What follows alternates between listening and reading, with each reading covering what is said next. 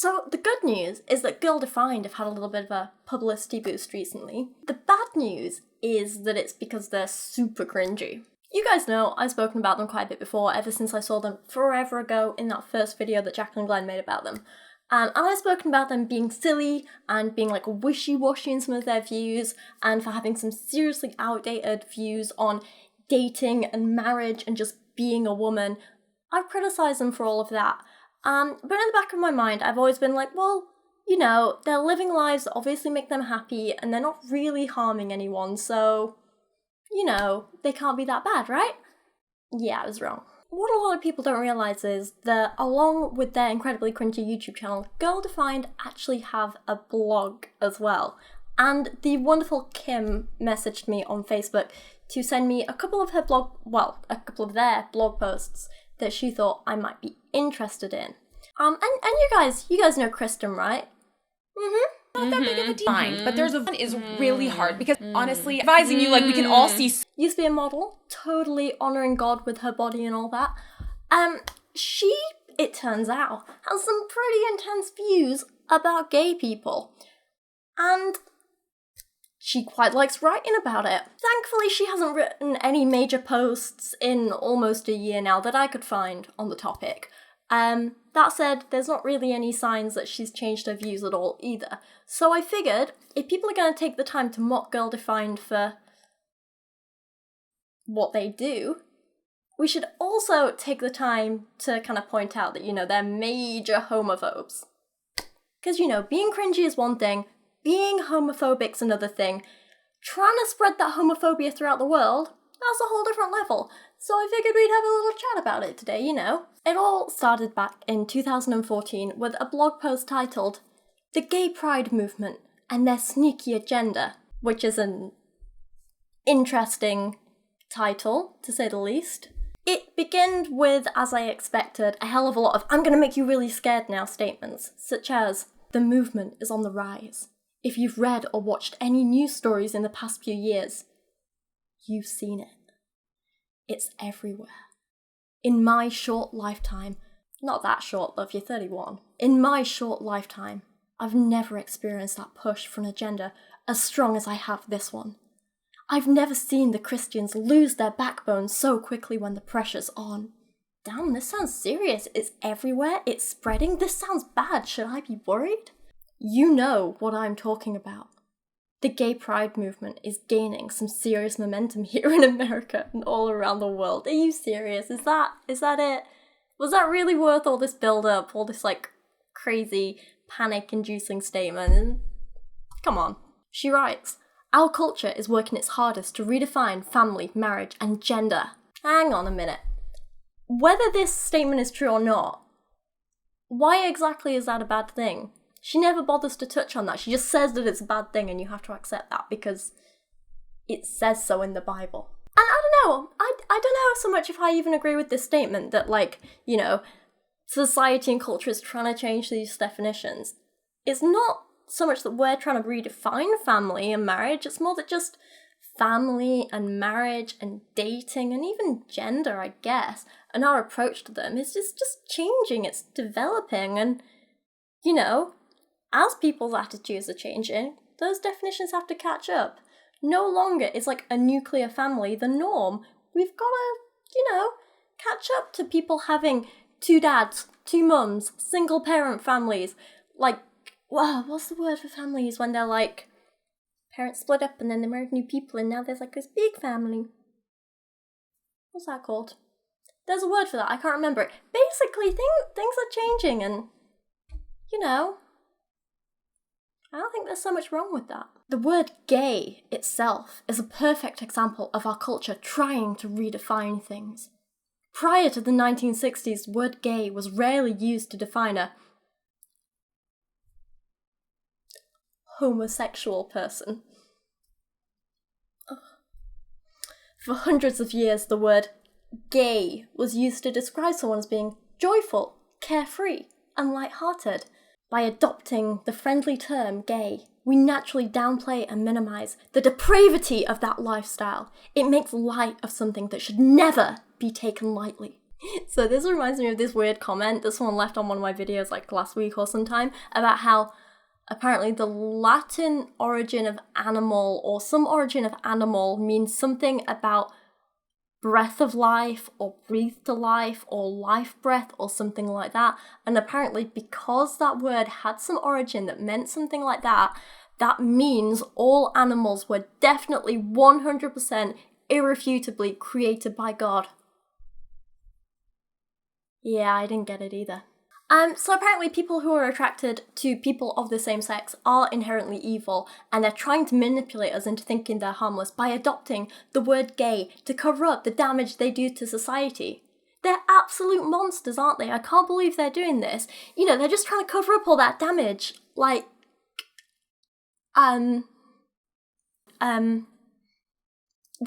time that gay person did a bad thing and made all gay people look, okay, the damage that gay people are doing to society, it doesn't matter now, we can cover that later. Did you know that less than 3.5% of the entire American population claims to be homosexual? So how in the world did such a tiny group of people create this massive snowball effect? Great question. I don't know, I feel like maybe I would rephrase this bit if I was writing this blog post to say, I don't know, something like, did you know less than 3.5% of the entire American population claims to be homosexual? So how in the world do what such a tiny group of people do in private affect you in any way? Our lovely Kristen goes on to write, as a result of their strategic marketing and political influence, they have convinced most Americans that they are actually a distinct people race. In the past, our battle was for the equality of African American people, but now the battle is for the equality of the homosexual. Give me a minute. Has anyone got a sick bucket? Or, you know, more people are realising that there's no reason to hate gay people for being gay. So that could be it.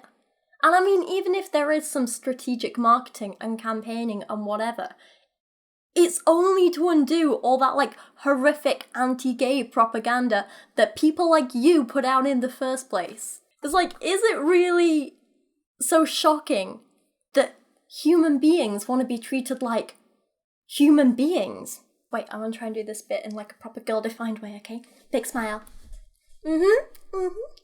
Like, they want us to accept the notion of homosexual behaviour as really something that is natural for a legitimate minority. That is the same as being African American or the same as being Hispanic. It's stupid. It is ridiculous to assume that because they do a specific sexual act or acts, they therefore demand certain rights and should be granted those rights. Isn't it silly? Okay, well, I don't think it's really the same as being a certain race because, you know, it's nothing to do with ethnicity or where you're born or whatever, but it is the same in the sense that you can't control it. It doesn't affect anyone else that isn't you, and it is natural for a legitimate minority, as she says. So this is her quote in this guy that she really likes called John MacArthur, actually, and there's this bit in it that I just really don't get that says, I'll repeat it again in case you didn't hear amongst my stupid accent and over cheerfulness. But it says, it's ridiculous to assume that because they do a specific sexual act or acts, they therefore demand certain rights. No, it's ridiculous that just because they have a certain sexual preference, which might be a minority but ultimately doesn't harm anyone, it's ridiculous that because of such a stupid, small, trivial thing, they're denied basic rights, like being able to get married in some places. As the wonderful Garfunkel and Oates say, love might be a privilege, but marriage is a right. I kind of love that line, I think it's really cute. Anyway, Kristen goes on and says, some of you might be thinking, man, you're being really unloving right now. I'm glad you brought that up, because that's another sign of the homosexual agenda. Our culture wants you to be mad at me for not loving and accepting of everyone. Not being loving and accepting of everyone. I'm missing words out here. The truth is, I do not hate a single homosexual person out there. They are sinful humans just like myself, who have been made in the image of God. At my core, I am no better than they are. The issue I have with homosexuals is not the actual person, but their habitually sinful lifestyle that is in direct rebellion against God. I can't keep up this voice, I'm so sorry. Nowhere does the Bible say we should love and accept everyone's choices and actions. We are called to love others, yes, but we are not called to support and accept their sin. I am so done with this whole stupid hate the sin, love the sinner attitude. It's stupid.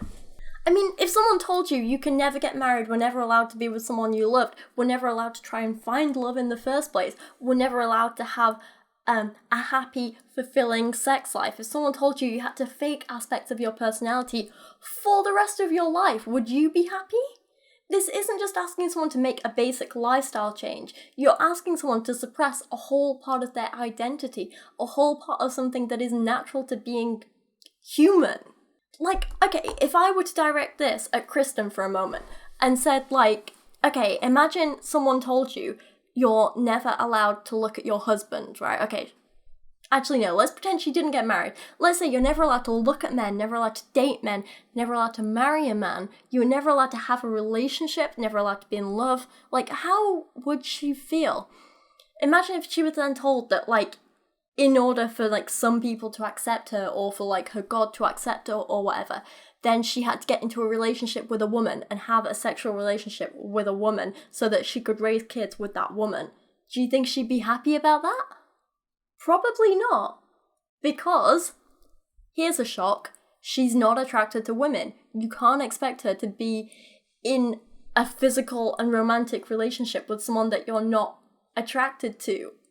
In a second blog post which followed on from this one, which she titled, Responding to the Homosexual Movement, she goes on about the Bible quite a lot, and how in the Bible it says that men shouldn't have sex with men. But interestingly, she never really points out the same for women and women, at least not at the start anyway.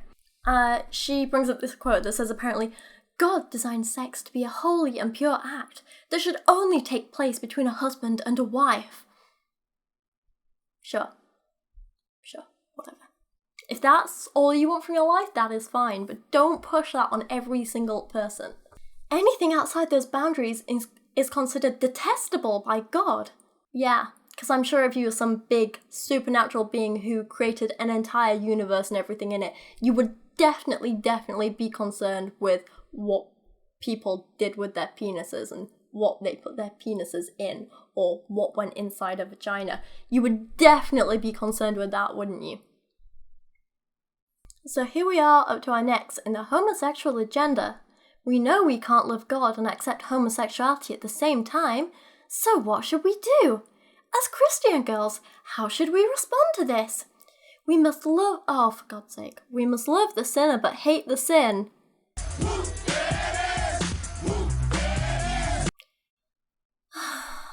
We are to respond with both grace and truth. True love cares about the heart and the soul of a person. The only way we can love a homosexual is to show them the truth of God's word. Seriously, true love only cares about the heart and soul, eh? So in that case, what does true love have to do with genitals? Surely you can have true love without it being a penis and a vagina involved.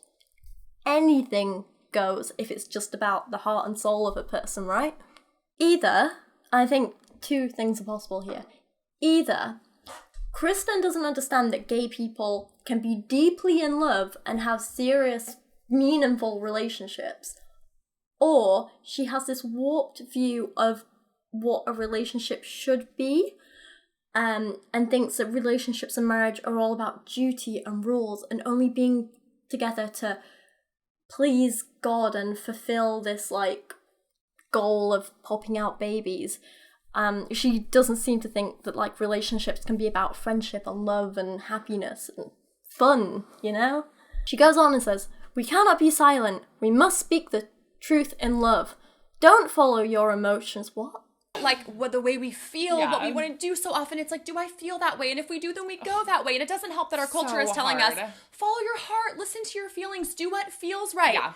that advice really couldn't be further from the truth. Because in God's word, Jeremiah 17:9 tells us, the heart is deceitful above all else. And so God's word is saying, no, a strong girl, she doesn't listen to her heart and just act on her emotions. Follow her heart. A strong girl is grounded in God's truth and lets God's truth rise above her emotions. Don't follow your emotions. Please don't get sucked into the gay pride agenda. Don't base your beliefs on your emotions.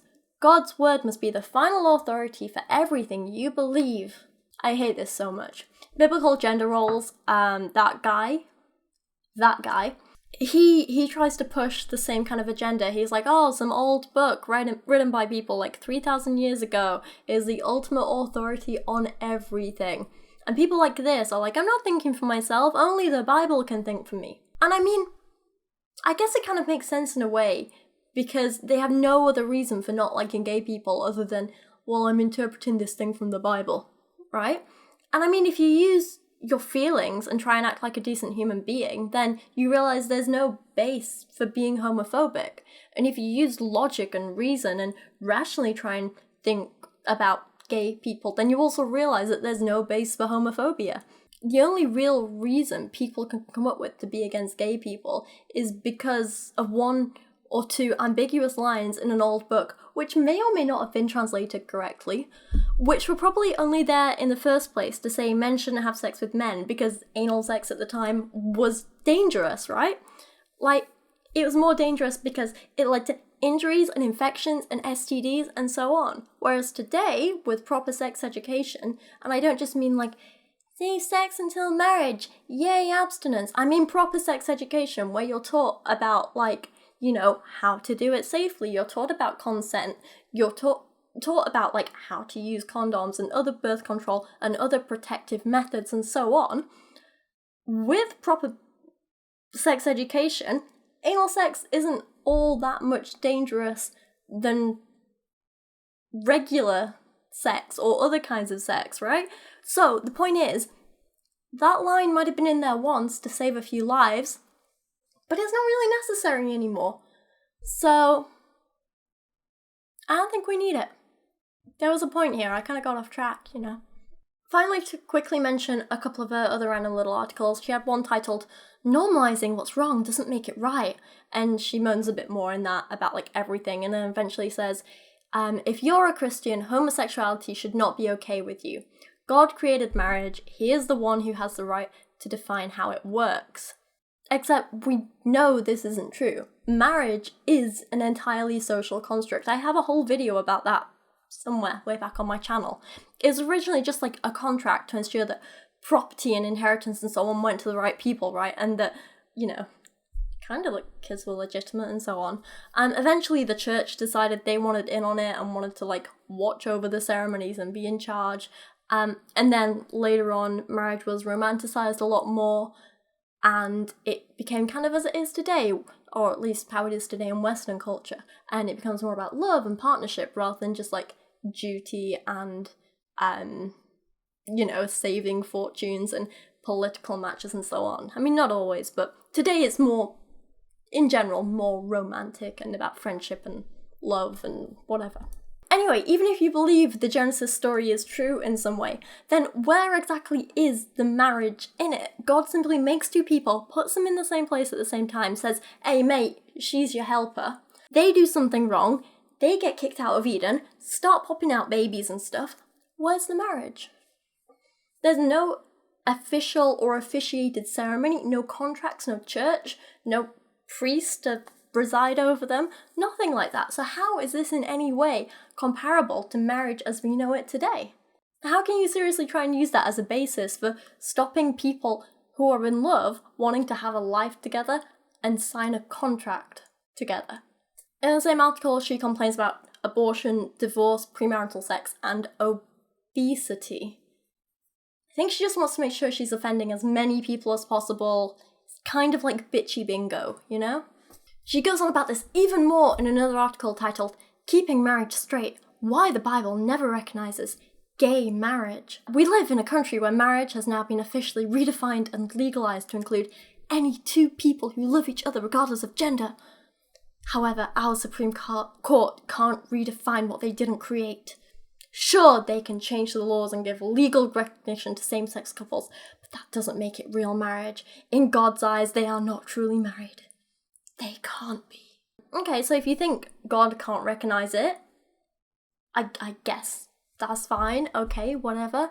But you admit that the government can change laws and stuff, right? So by legalizing gay marriage, that shouldn't be a problem to you.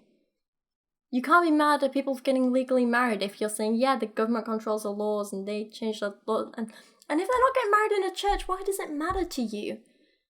I think she just wants things to complain about.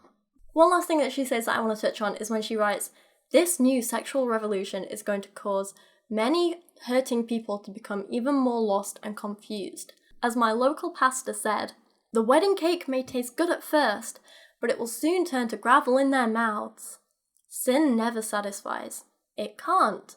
There is no light apart from Christ. Okay, Kristen. Well, I'll tell you what then. You keep doing what you're doing, and I'll keep doing what I'm doing. Sinning, apparently. You can live your life running after your little God-fearing husband, willing him to boss you around and tell you what to do and so on. And you and your sister can live by the whole... So for me, when it comes to most things in life, I want like black and white answers. I'm very black and white, and I want to know what's right, what's wrong. Just tell me what to do, and I'll follow it. Thing. And I'll live my life my way. I'll live in sin with my boyfriend before we're married. I will support my wonderful sister and her wonderful wife. And I'll live my life not bitching about where people choose to stick their genitals, and you can live your life in constant fear that if you ever saw a vagina, you might actually like it. And in 40 years' time, let's check back and see who's happier. Not saying it'll be me, I'm just saying I don't think it's as clear-cut as you seem to think it is. It could go either way, and there's no one right or wrong way to live your life. The point is, over the last, 3-4 years, whatever it is, she's made, a horrific amount of anti-gay blog posts. And as Girl Defined get more and more of an audience, because let's be honest, their channel is growing, right? Their channel really is growing, and people are taking notice of them now. And it's not just the people who are mocking them or criticizing them, but people are paying attention to them because they like what they're saying. And while on their YouTube channel they've been kind of quiet about these issues in the past, Kristen hasn't been on her blog. And so I felt we should kind of bring this to light, because I feel like they're going to kind of start slowly slipping this in once they've kind of got their audience hooked with their, yay, makeup and clothes kind of videos. It's a slippery slope, you know? But I don't know, I thought we should bring it up and talk about it, because, it's a bitch move on their part to say these things, I'll be honest. But yeah, let me know your thoughts on it. All the articles I've mentioned will be linked down below so you can go read them in full. In the meantime, go check out the Girl Defined channel for lots of cringe and just and so on.